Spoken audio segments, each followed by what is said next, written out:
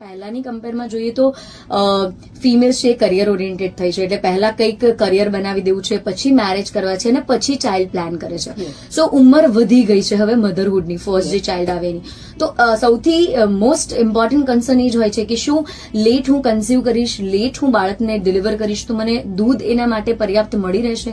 સો એમાં એજ કેટલી મેટર કરે છે? ફાઇન. સો આનો એક સુંદર જવાબ છે કે હું દરેક માતાને એવું કહું કે બ્રેસ્ટ ફીડિંગની જર્ની જે છે ને એ તમારો પહેલો વિચાર કે હું માતા બનવા માંગુ છું ત્યાંથી શરૂ થાય છે, રાઈટ? સો એ કોઈ પણ એજ હોઈ શકે. So it is totally a myth કે લેટ એજે હું બાળક રહેશે તો મને દૂધ ઓછું આવશે. સૌથી પહેલા તો તમારા માઇન્ડમાં you have to be confident and happy mom.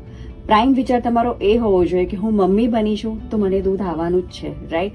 And that confident works a lot, કે જેને કારણે તમારી એજ એટલી મેટર નથી કરતી.